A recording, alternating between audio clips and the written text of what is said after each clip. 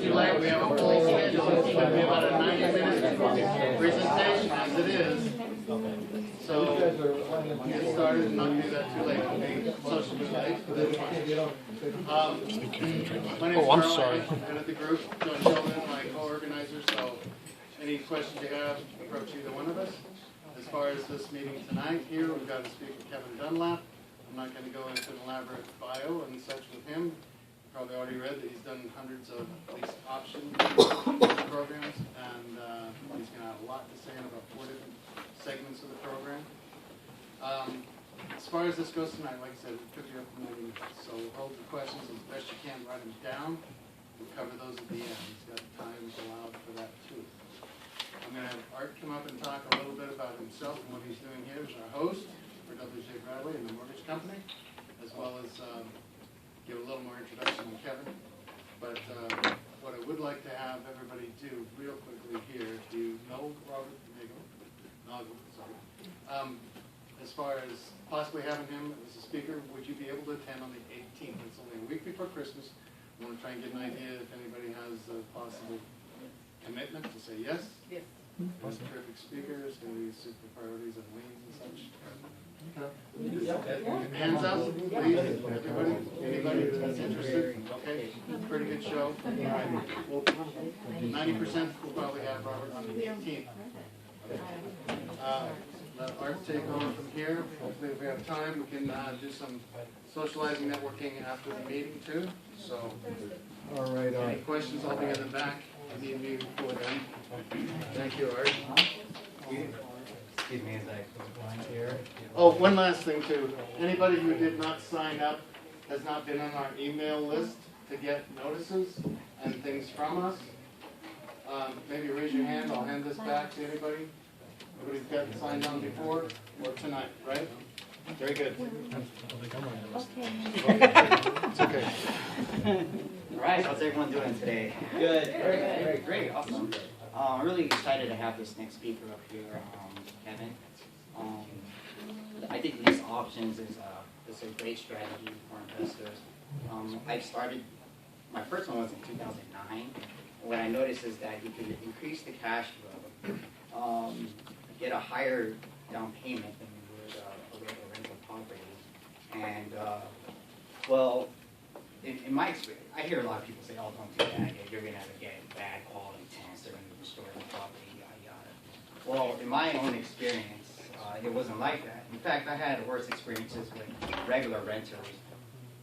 But those regular renters are in properties I inherited from distressed landlords. So I didn't say it that way. So anyways, what the beauty of a lease option is that, you know, you help somebody who's credit challenged or doesn't have enough money for the down payment on a traditional mortgage, which is what I do.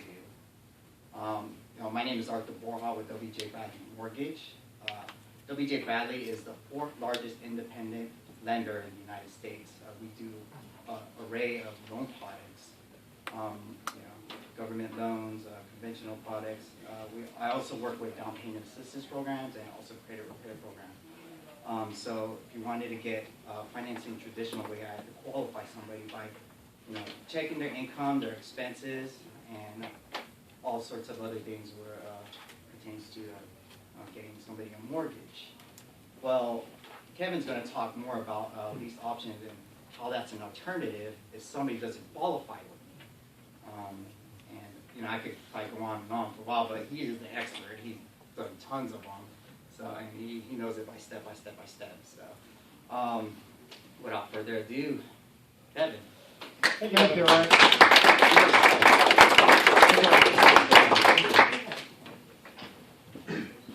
I am going to be using those here because I want to make sure that everybody does get everything that I have to offer here. Thank you, Arthur, John, Carl, and the Connected Real Estate Investors for having me here. I do appreciate this. So just by a show of hands, who has done a lease option before as the owner? Who has done a lease option before as the owner? Robert, Mike, a couple of people, Arthur. And then by a show of hands, who has done a lease option as the tenant buyer? The person that was, oh, John, thank you. And then by a show of hands, who's actually heard much about lease options? Just about everybody? Okay. Well, as Arthur said, my name is Kevin Dunlap, And tonight we're going to be going over a little bit into the lease options. We're going to be going into 4 different aspects of the lease option, and we'll be going over some additional little information that you'll find helpful to help get your tenant help them get qualified to be able to buy a home whenever they're ready to buy.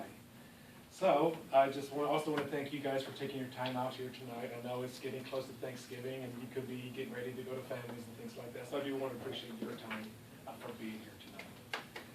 And then what you're going to learn tonight, first time you're going to learn how lease options work for both the tenant and the owner's perspectives.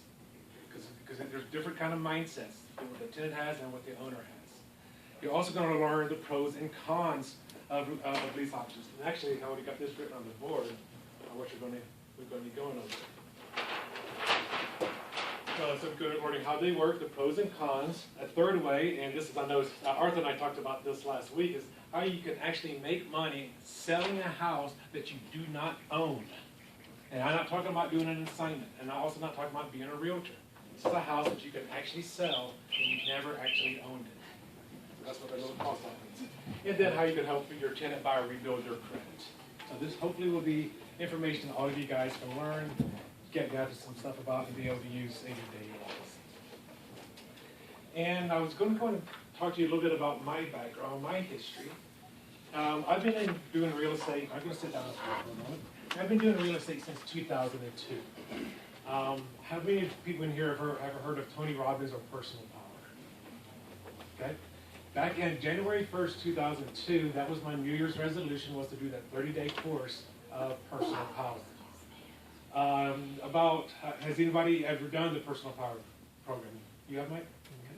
So brought about the 7th or 10th day in, one of the things Tony says is, it doesn't matter what your goals are, the first thing you have to do is get your finances in order. It doesn't matter if you want to be Mother Teresa, it doesn't matter if you want to open up a soup kitchen. If you cannot support yourself, you cannot support whatever your goal is. Would anybody agree with that? Mm-hmm. So what he said is the homework assignment is go out and go find a book on finances. And that's what I did. I had done a little bit of network marketing before, so I picked up the very first book that I saw in 2002 is a little black and purple book called Rich Dad Poor Dad. Anybody ever heard of Rich Dad Poor Dad? Yeah. By Robert Kiyosaki. I looked through that book and says, man, this book is way too basic for me, so I'll put it back on the shelf. Picked up the second book. And at that time, there was only 3 books in the series. The second one was called, does anybody know? Cash Flow Quadrant. Yes. I picked up that book, and that is the book that changed my life. That's where I learned about the SBI, learned about real estate, and getting into that, and that just changed my life. Another thing from personal power that changed my life was Tony had he gave a homework assignment, and Mike, maybe you can correct me on this as well. It says for the next 10 days, come up with 3 different ways to make money. You remember that homework assignment in there? So every morning you write down like 3 or 4 different ways, and at the end of 10 days you'll have 30 different ways to make money. I came up with like 34, because some days I had a 4th one, and I didn't want to cheat, and I didn't say this for tomorrow. And I didn't want to say, well, that counts for tomorrow, so I just wanted to do that. At that time, I was a college math teacher, and I was also tending bar at a local beach bar in Wilmington, North Carolina.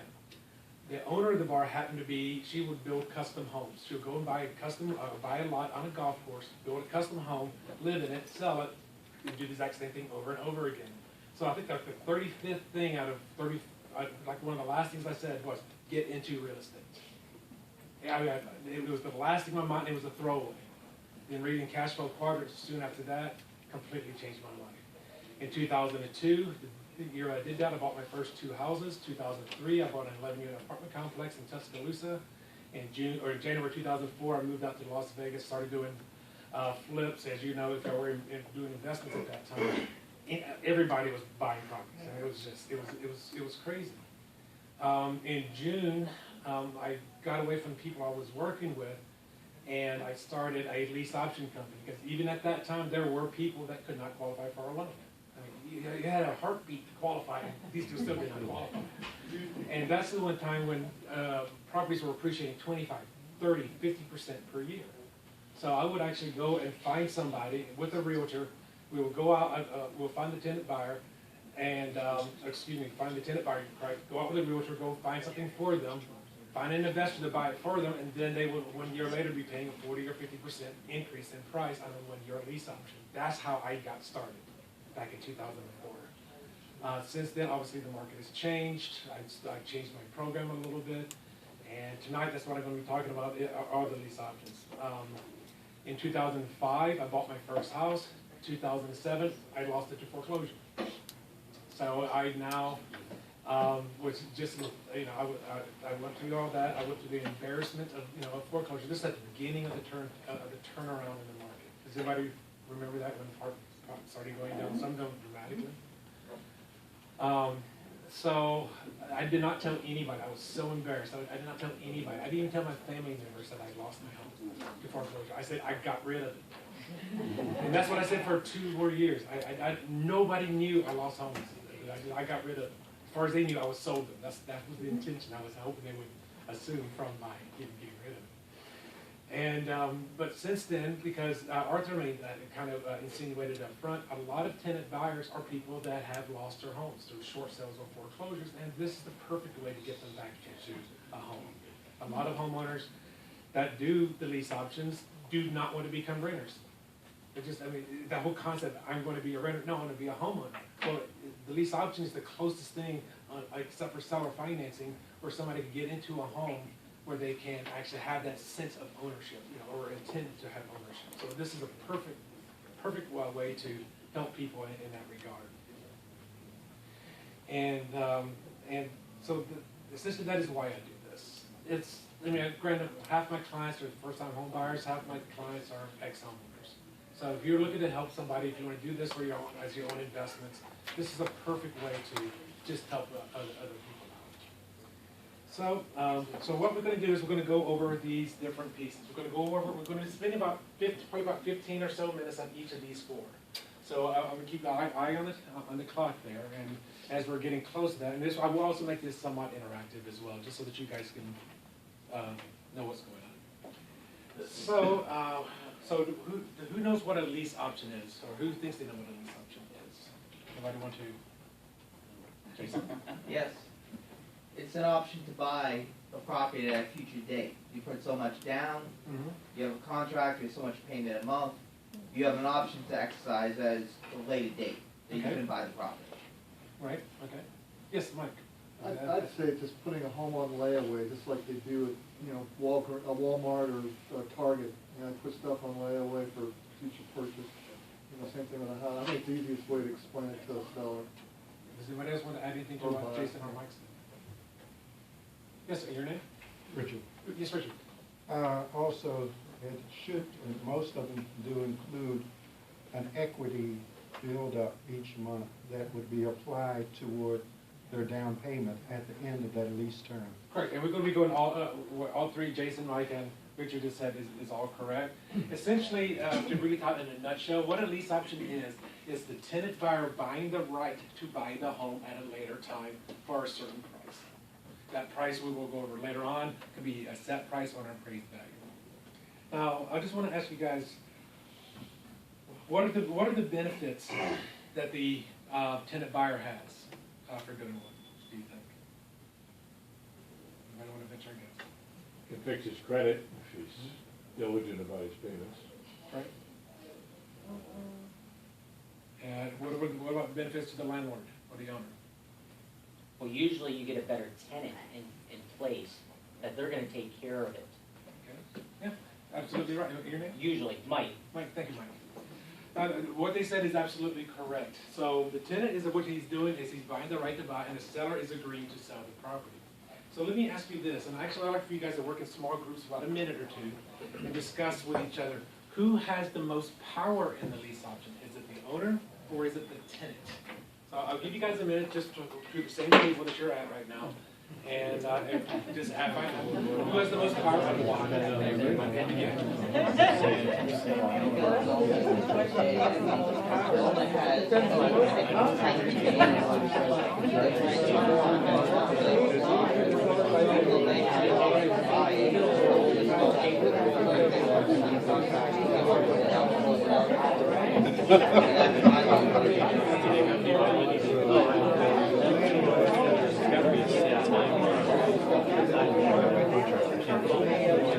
That's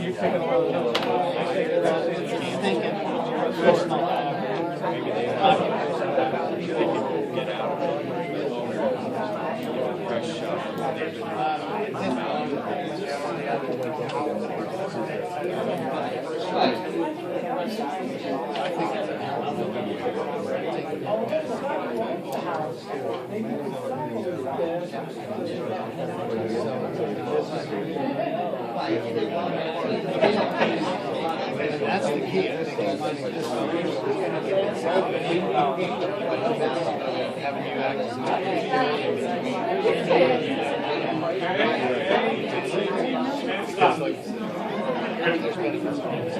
Okay, so who wants to actually venture a guess as to who has the most power? Give my advice. Yes, Jason. I'll lean more to the owner, even though the tenant has the right to buy it in the future date. The tenant doesn't comply with the terms, the owner can lease option the property again. And in a lot of cases of lease option, the tenants don't necessarily comply with the lease, which gives you a chance to lease option like 2, 3, 4 times. Correct. Does anybody want to say Yeah, something else? Yes, sir, your name. But the tenant has it's his decision to comply or not, so he has the power of that decision, which then goes into the option. Correct. Anybody else wants to? Yes, ma'am. In the end, it depends on whether you put a set price or not, whether it would be the advantage to the tenant or to the What, seller. we'll cover the set price and appraisal in a Right. moment. Who has the most power in the contract? I think it depends on the way the contract is wrote as well. That's true. But you do want to be fair on both sides. But as me writing my own contract, I'm not gonna call it power, I still wanna have a little bit more control than my tenant, because I'm the one with more risk. Right, you're correct, if you're putting together a contract, number one, I didn't really cover this, is when you're doing a lease option, you wanna actually have 2 contracts. You wanna have a rental contract separate from the lease option contract. And then what yours, am I correct? Yes, And what Mike, you were saying is correct, you may want to have your rental contract more landlord friendly than it is tenant friendly. Correct, and that's kind of what Jason was hinting at too, about violating the rental contract.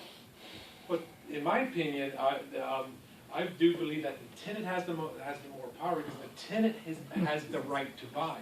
In this case, the seller is going to be obligated to sell. So that is where, to me, was where the power comes from. So the landlord cannot say, well, nah, I decided I'm not going to sell to you. You just can't do that, right? Because you're selling that right. So in the lease option contract, when you're putting it together, just be aware that that the tenant does have the power, but there are going to be terms in the contract that we'll cover in a moment. It's going to be 5 parts of a contract that we'll cover in just a moment that will help you with that giving up the power. Where am I? So actually, I'm going to cover that right now. There's actually 5 parts to the contract. So number 1 is going to be, hopefully anybody can see this.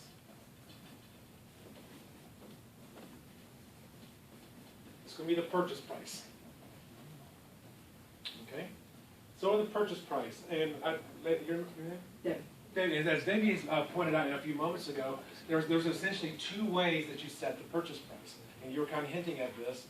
One is going to be you're going to set the price at a specific amount that's going to be the price during that duration of that contract. So let's say you're doing a 2-year contract and you're locking it in at $175. If they buy 1 day into the contract, or if they buy 2 years into the contract, it is still $175 regardless. Does that make sense? Okay. The second way that I have seen, the most common way, is you go off the appraised value at the time the option is exercised.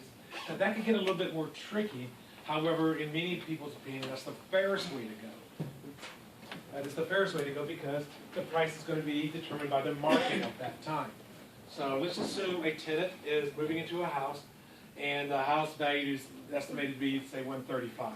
They're in a house for 18 months. They decided to go ahead and buy it, and it comes out to be worth $155. Now, how that price is determined is when that tenant buyer gets ready to buy. Then what they can do is they go ahead and order an appraisal, an actual appraisal, determine the value of the home, and then wherever that appraisal price comes in becomes a purchase price, and that's when they open up escrow and do it that way.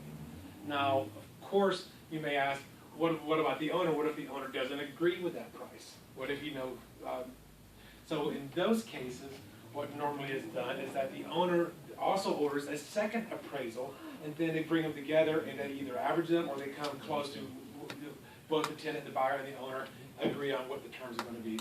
Most common that I've seen is you just average, one comes out at 145, one comes in at 150, it becomes 147.5. And then you just average the two together. So that's usually the two ways that you see it. Now, can anybody think of another way that you could set the price? Yes, Mike? The loan balance at the time that the option's exercised. The loan balance? Would that be taken over like a sub two? Well, yeah, it'd be like if you go ahead and, every payment, you go ahead and there's principal pay down on that. Right. So say if you got a house that you go ahead and however long, and somebody goes ahead and exercise that option in 10 years, the principal, the loan balance at that time will be significantly lower, or depending on. Correct, but how do you determine what the loan balance was to begin with?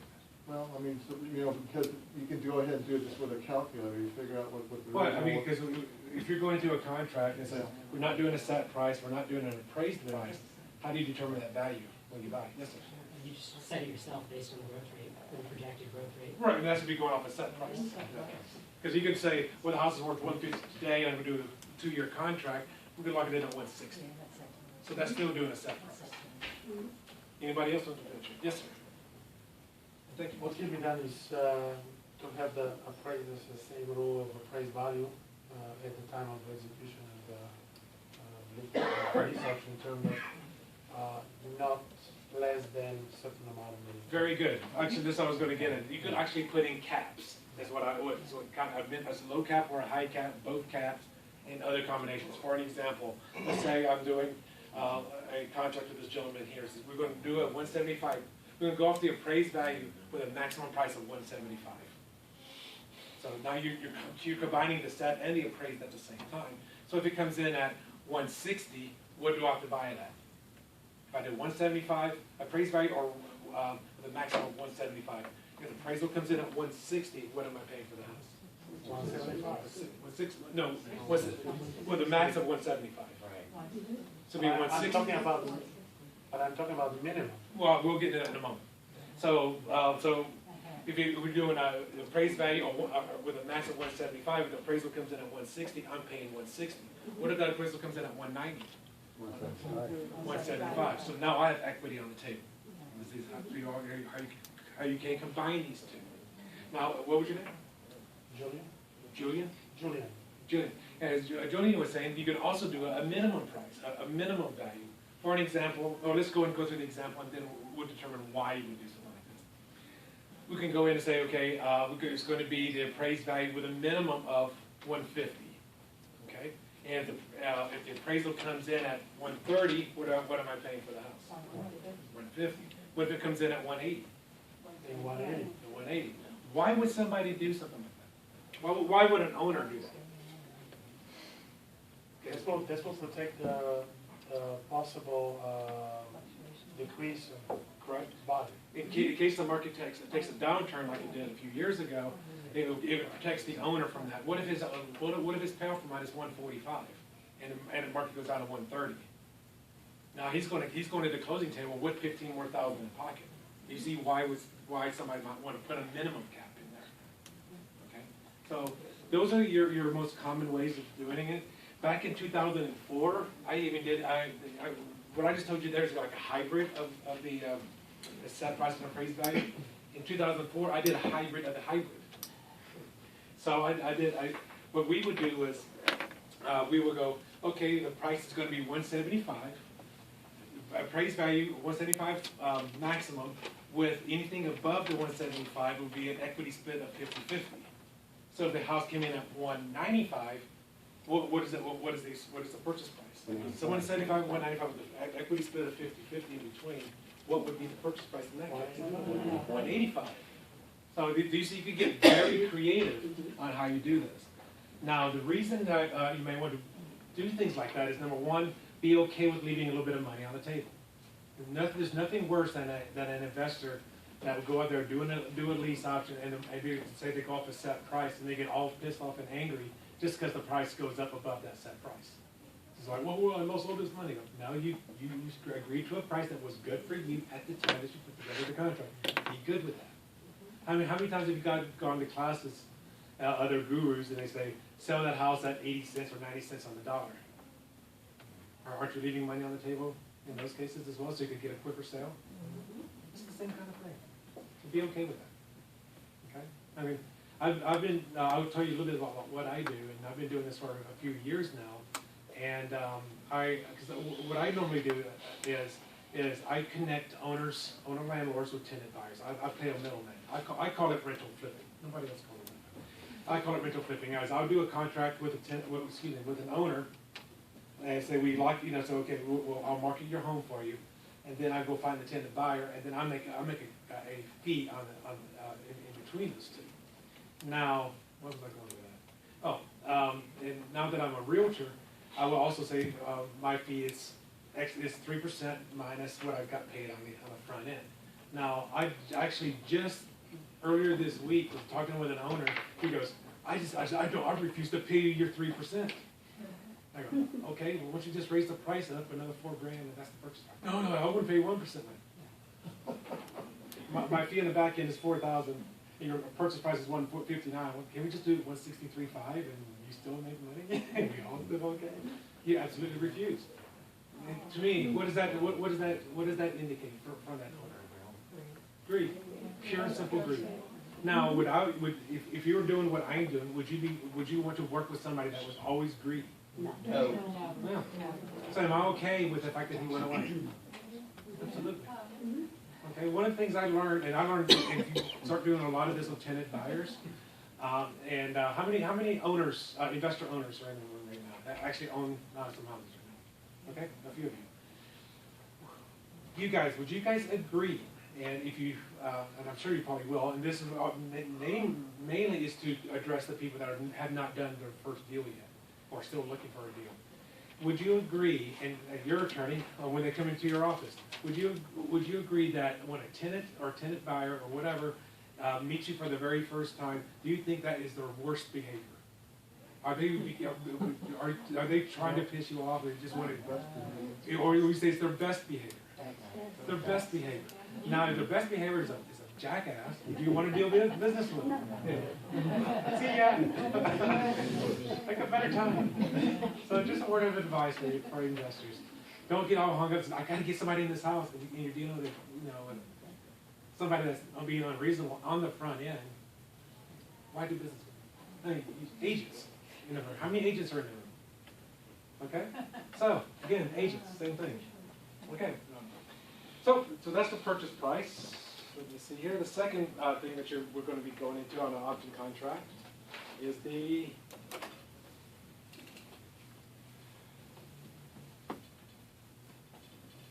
what? Can I read that? Is the option payment. That's the amount of money that they're actually putting down to secure their right to buy the house. The tenant buyer usually puts this down on the front end. I have done deals where they didn't fully put the option money down. However, John's shaking his head in the back. He agrees. Let's say if a tenant buyer, what is his name, sir? Mine? Oh, what's your? No, okay. John. Okay, let's say John's the tenant buyer and he's coming into a house and your name again? Terry. And Terry is the owner of the house. The option payment is $6,000. Okay? For some reason he doesn't have that money at the moment, but he still wants to do the house. Terry, would you be okay with he put down $4,000 now and $2,000 30 days later? Absolutely. Okay, so you can negotiate that option payment a little bit. In my personal experience, I never like going more than 2 payments. At least half up front, and then no more than 1, maybe 2 payments on the back end. Yes, Arthur. Just want to say it's not a down payment. It's not a down payment. It's an option payment. I said that earlier. Yes, I don't want to go into all the legalities of this. Do not call that payment a down payment. Never call it a down payment. Even if they call it a down payment, you say, no, it's the option payment. I mean, if they call it a down payment more than twice, and I've already corrected them twice, I disagree with them. Although they still use the words, I just don't use the words myself. Okay? Always use option payment. In all your contracts, all your communications, all your advertising, everything, option payment. Because they're not, down payment means what? They're It buying. means they're putting down to purchase the house. Option payment means what? They're putting money down to have the option to purchase the house. There's a huge difference in that, in just those two words. So if you get nothing else from this class and you do a lease option, use that, don't use down. Yes, sir? And a judge would go ahead and look at that as like, you know, A sale. well, a sale, exactly, and it, you It's know. not a sale. It's a right to buy. It's not a sale.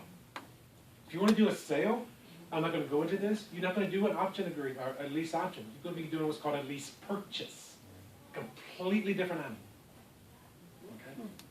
A lease purchase, and just to go over that real quick, a lease purchase, the seller is selling the right to sell, and the tenant buyer is must buy. Absolutely, they're obligated to buy.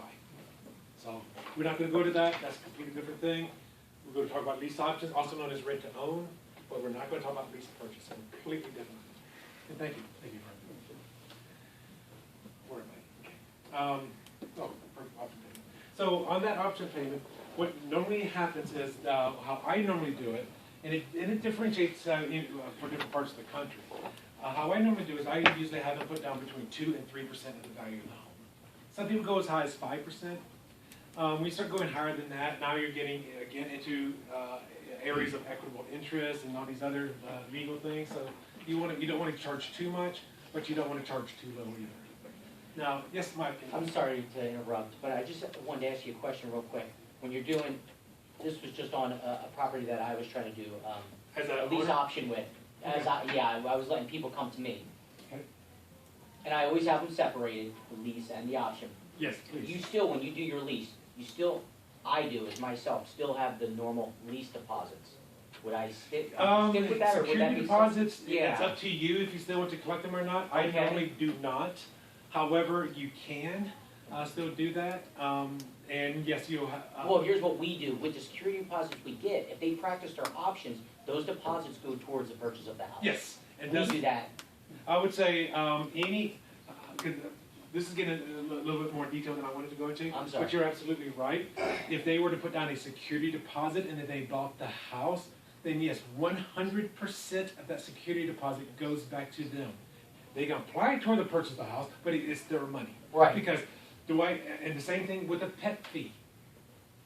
See, and that's the. Well, I mean, we have the pet fee up front as well. And because the way I look at it is, if they got a pet fee or security deposit and they're buying the house, to the owner that's selling the house, how much damages did he receive? Even if the tenant buyer destroyed the house, how much damages did he receive? Zero.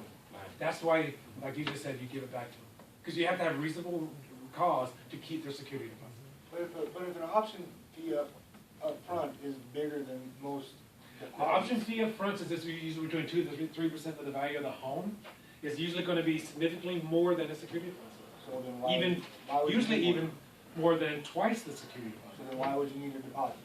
That's your own personal That's your call. own, because they are different. You're doing an option and you're doing a lease. He's doing it. If they don't go through with it though, you still get the option. Right, but Correct. I'm having a regular lease agreement, and if Because something he's gets looking at them messed as, up, Mike is looking at it as two different animals. If you hide the lease behind your head, the lease agreement, lease option behind your head, he still has a fully executable, it looks like a rental agreement with security deposit. That's how he's doing it. Another thing that he could do is, let's say, we'll go over to this, let's say the option payment is $5,000. Let's say his security deposit is $1,500. whole different animal. Could he say, hey, I don't want to charge him $6,500 to move in. Can he just say, you know what, I'll give you $3,500 option payment and put $1,500 security deposit and still get this $5,000? Can you be creative like that? Right. So if you want to charge security deposit, you can reduce this, or just so that you can. No, I'm open to everything. I was just trying to, see what the norm is, what's going on I with don't that. normally charge security deposit if the Okay. option payment is done. However, I am a realtor. I do market my brokers homes as well, and because all of his homes are through property management, the property manager requires the security deposit. Right. So yes, you can charge them. Just let them know. Just be aware that the more you're charging up front, the less likely you're going to get somebody in the house. Okay. Because if the rent is $1,500, security deposit is $1,500, and the option payment is say $5,000, Right. that's $8,000 for them to move into a house. If you don't charge security, it's $6,500. So which one sounds a little bit more appealing? And that's a judgment call. I was just gonna add to it, if the market plummets, then you're not stuck owning a house that, is worth way less than your loan amount. So that's another benefit to it. But still though, we're just renaming the same thing. As far as the option fee is, as far as calling it a deposit, I'm looking at it from the landlord's perspective, like, you call it a option fee up front. If they don't exercise the option, you keep the $5,000. That's Correct. more than a deposit. Well, Instead because of- the deposit is refundable. So that's Well, where, the $5,000 Is not. What you're saying is the 1,500 or whatever the deposit isn't refundable if they decide to exercise their option. You're saying the 1,500 goes towards the. no. If they exercise their option, the $1,500 they get back in addition to their option money. Isn't that kind of the same thing? If they don't exercise their option, they lost the $5,000, and the $1,500 is at jeopardy as to what the landlord sees as damages that were done to the property. So the tenant would get the $1,500 back minus damages. So, And that's why I like to take that security deposit up, the security deposit, just in case they don't practice that option money. I don't even think about. I'm worried about those deposits in case something happens to that property and they're out of there. I do have, because it could be a lot of money to repair a house. well, and that's, So we'll go over your that. regular deposits might not cover it, so then I take out the option and that covers it. And we're gonna go over that in section 2, the pros and cons. So, and the next two I'm gonna write up here are actually, they're kind of tied together, so. Right.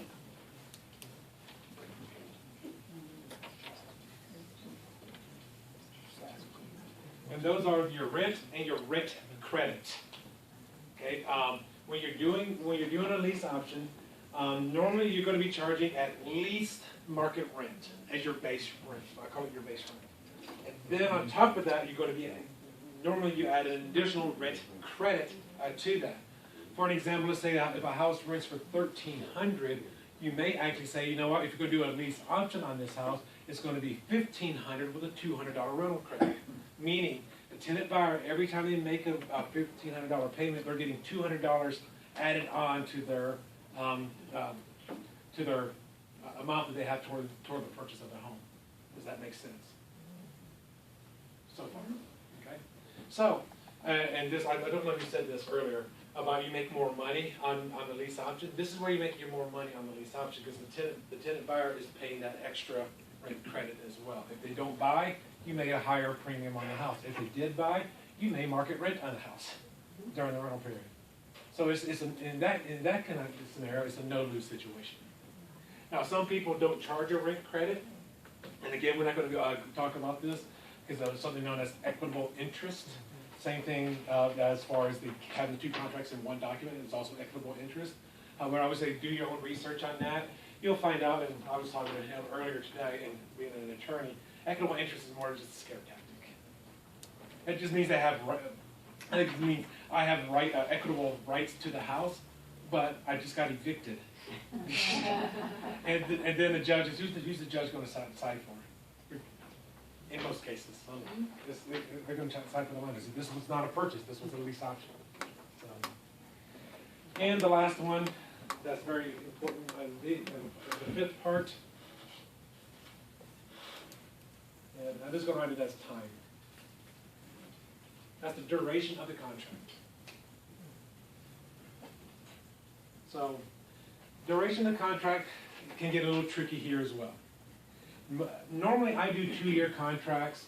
My broker, when he gives me properties, he gives me a 1-year, 2-year, 3-year, 4-year, or 5-year stepped terms, meaning every year it goes up like $3,000. Duration of the contract can also include essentially how long is the tenant buyer have to buy that house from the day that they move in or the day that the contract starts. Now, some people, how I normally do it, is that they can buy any time since day one. Now, why restrict them? If they want to buy, buy. It may not appraise at this point on day one, but buy if you want to buy now, buy right now. Now, why would an owner not want to have you to buy right on the first day? Anybody have? Because he's not making any money. He's not making rental, he's making the purchase price. Yeah. So what's another reason? cash flow, absolutely. Well, No, the no. equity you'd be losing potentially from the term. It's, the two main ones that I have come across is they do want some cash flow. Secondly, is shit, that house won't want to appraise. Shut that around. I have to wait at least a year. The third one is what happens if, let's say Mike, I'm picking you right now. What happens if you just bought a house and you put Richard as your tenant buyer into your house?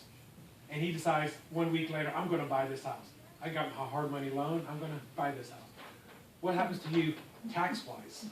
I get hit. Short-term capital gains tax if he sells in less than 1 calendar year. So usually owners will say, you know what, I want you to wait at least 1 year.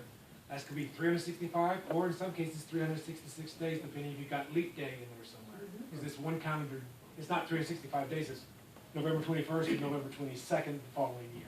Does that make sense? So always make sure it's, you have, include leap day in case it's in your contract. Anybody knows what I mean by leap day? November 29th? So let me ask you this, since we've gone up and go over this. It's a little bit more of a complicated question that I was really wanted to go over. The basis of a lease option is the buyer is buying the right to buy the house. The seller is selling the obligation to sell. Can that seller, let's say you got a tenant buyer, let's say Justin's the tenant buyer, and your name? Teresa? And Teresa's the owner. Can Teresa sell her house to somebody else during Justin's period? Actually, I want you to take a minute, talk with each other at the table, and say yes or find out can you not, and why? Can the seller, the owner of a house, during the lease option contract period, can they sell that house to another person during the contract period? So take a minute and discuss what we just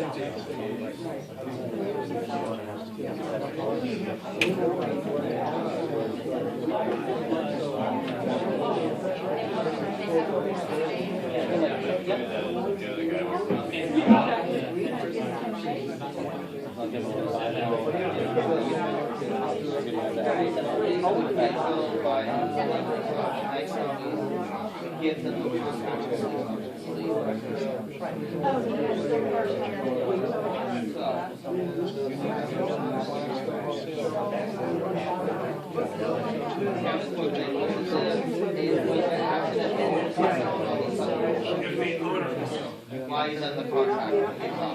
Why is it such a contract?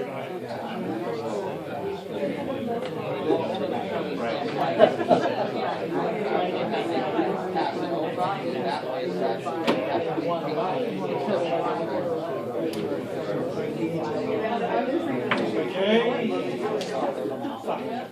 So who wants to venture a guess? Who says yes, the owner can sell the contract? Who says no, the owner cannot? He's obligated to sell it to that tenant buyer. Who doesn't know? Who wants to venture a guess? Who's on the no side? I think it depends how the contract is written. If you have a clause. Standard contract.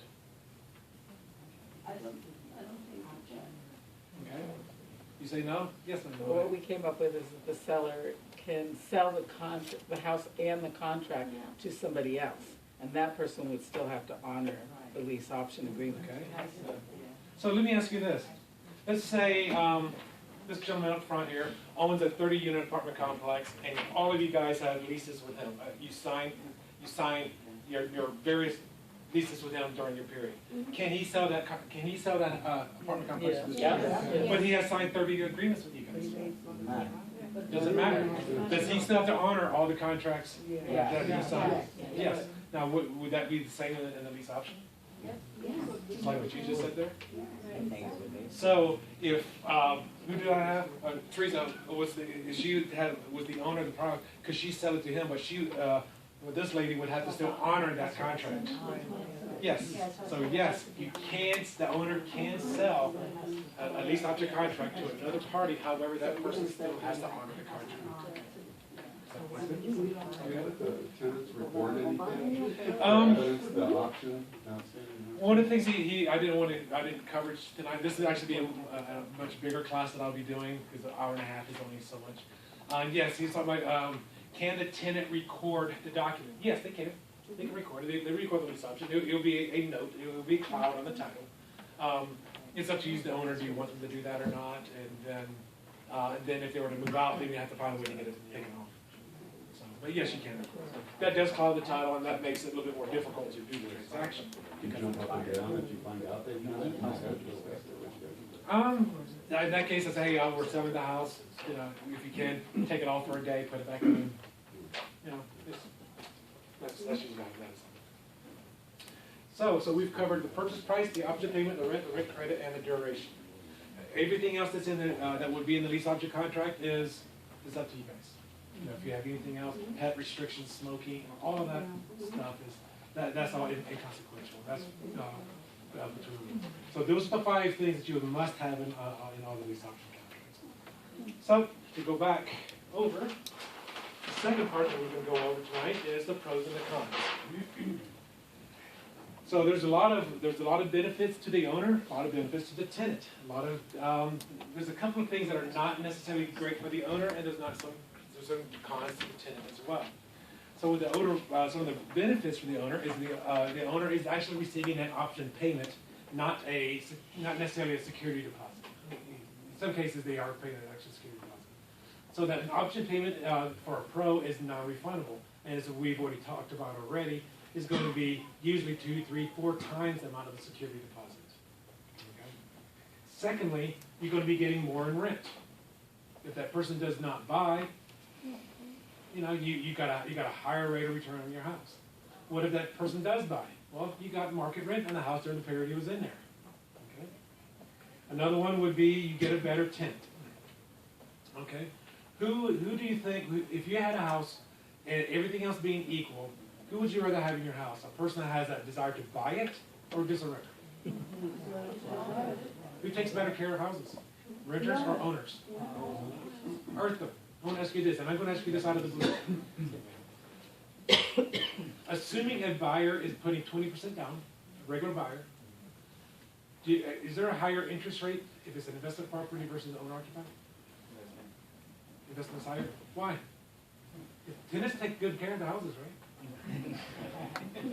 So even bankers charge a higher interest rate on properties. Okay. You also, if the tenant were to buy, I already said this, but if the tenant were to buy, you're still making the market rate. That's a no-brainer. Now, there's 3 different scenarios that normally occur on a lease option. One, if it's let's just say not a lease option on a property. You rent the house, you either you do a lease option, the option is exercised, or you do a lease option, the option is not exercised. Okay? Now, from the owner's perspective, if he's getting the money or she's getting the money that they want, do they care if that tenant buys or not? No. If they buy, fantastic. What do? You get your money, do what? Buy something else. If they don't buy on the lease option, what happened? Repeat the process. You made more money. And if it was a rental, yeah, that's where you run the most risk. Yes, sir. So how much, in your experience, how much problems have you had with somebody who puts 20% down, goes through a couple of years of doing rent credits, and then at the end? Well, normally we do 2 to 3% down. I don't go as high as 20%. They're going to do 20% if Okay, we sell they put a decent amount down, they go through a couple of years of putting down, rent credits, and then they get to the end, and they still can't qualify. How much experience have you had with, or what has happened before when you tell them no, that they're still not going to qualify? If it's getting close, and because I always, when I talk to tenant buyers, I would say most landlords, owners that I deal with are family people. They're normal Janes and Joes. Okay, let me ask you this. I would say I'm the tenant buyer on your house. We did a 2-year contract. 22 months into it. I need 6 more months. Would you please give it to me? Or you say, hey, get the heck out of my house. You can always renegotiate the terms. Right? At any time. I do, on my lease option contract, I normally do 2-year contracts, and then it has 1-year renewals. Automatic renewals. Terms will be reset at each renewal period. Because if you're going off a set price, I'm not going to do a 20-year contract on a lease option like I did in at 2014 prices or 15 prices. Okay, so you get always, and my rental contracts are automatic renewals as well. well. They just go up by 5%. I guess what I was getting at is, have you ever had people be disgruntled and kinda like people getting foreclosed on, do stuff to the house after they're? Very rarely, because people that are tenant buyers usually come into the house under a much different mindset. They don't come in under the purchase mindset.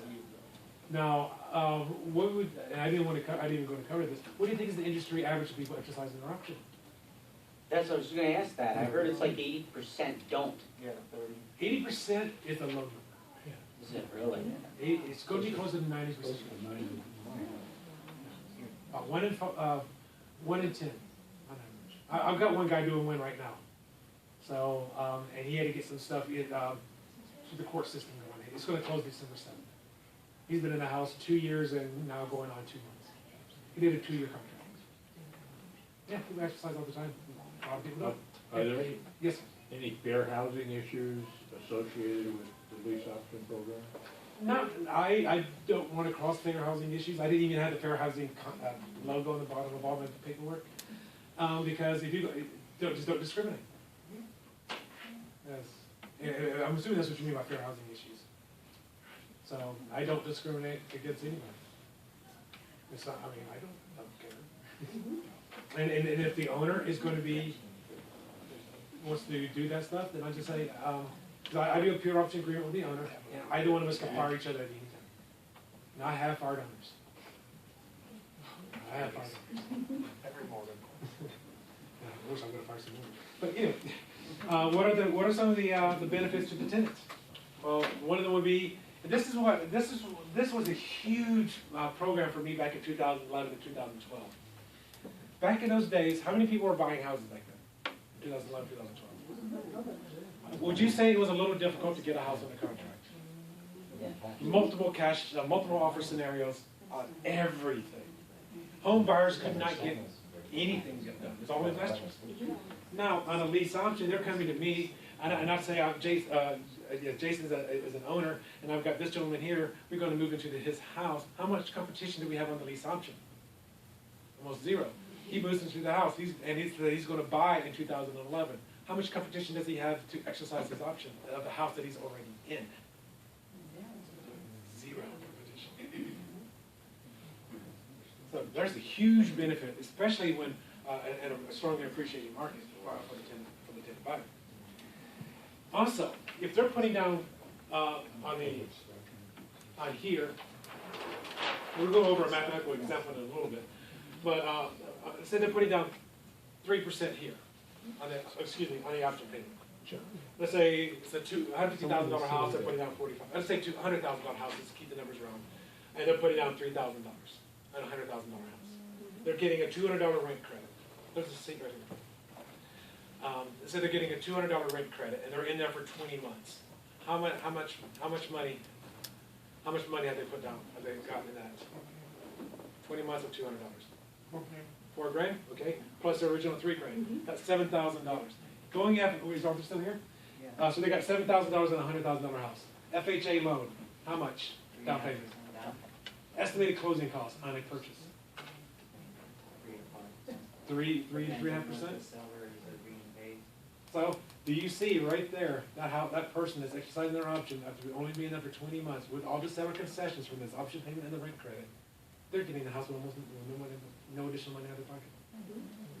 How beautiful is that?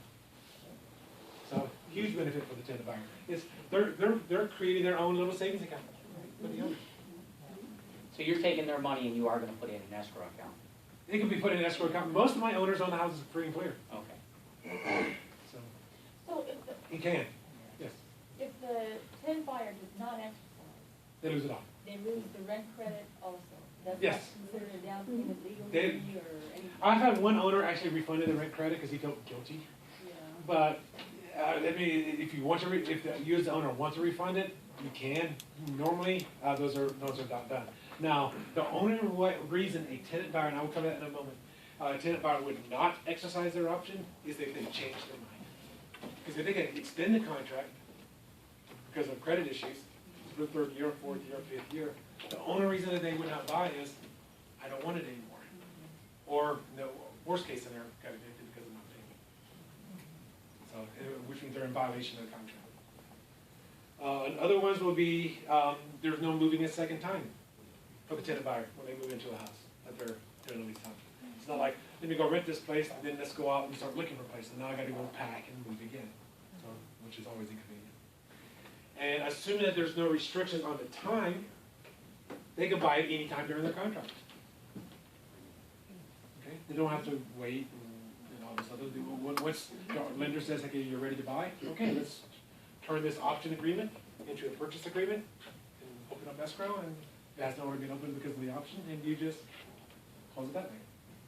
So what are some of the cons, some of the negative aspects for the owner?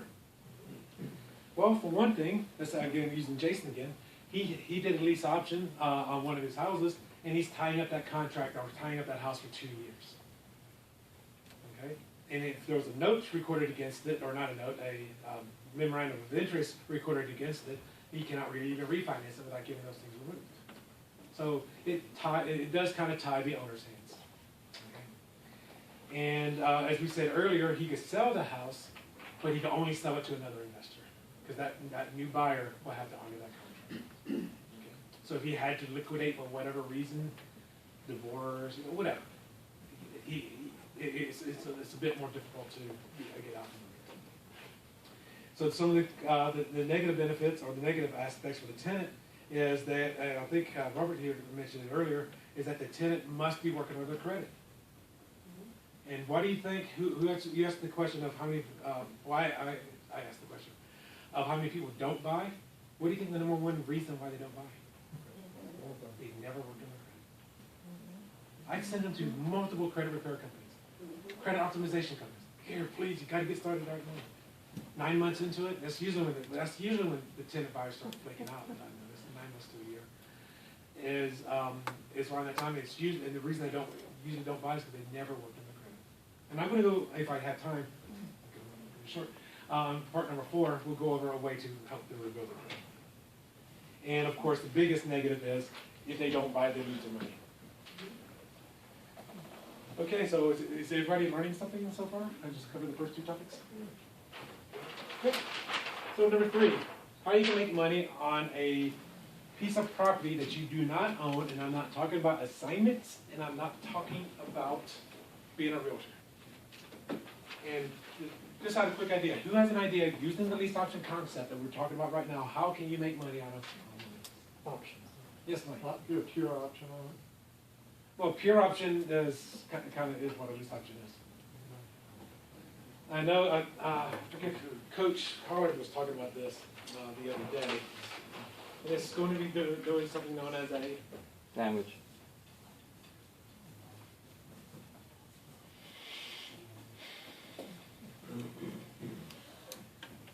This is where the fun begins. I heard it a couple of people said sandwich option. Does everybody know what a sandwich option is? Oh, these are the fun ones. I need a tenant buyer to raise their hand. Is anybody? Defer to somebody. Jason, okay. Jason, you okay being the owner again? Okay, fantastic. On a sandwich option, I would actually go to the owner, Teresa, and I myself, as the investor, would do a lease option with her. Then I will go and advertise it, and I go find Jason to do another lease option with him, thereby sandwiching myself in between the 2 parties. So now, what have they? I don't know how many other people that you guys talked to or heard. What's one of the things that they, especially they talk about buying properties in LLCs and whatever? What do those gurus, real estate gurus usually say? Own nothing, control everything, right? Sandwich option. Am I owning that house? No. But do I have control over that house? Yes. Absolutely. So the sandwich option is a unique way how you can actually sell a house. Let's say it was Jason wants to buy the house from me, and therefore I have to exercise my option with Teresa. Did I ever really own that house? Maybe for that couple of minutes, during the simultaneous close through title company, which gives me anything goes to him. But technically, I never really owned that house. So I'm going to actually let me go through here. So I'm going to go through a little mathematical example. This is just a little mathematical example. This is not always going to be the case with everybody. So, I don't know, it's black top. So this is me, in between, you can write the word you, I just write you here. You. And then let's assume this is the seller is on this side.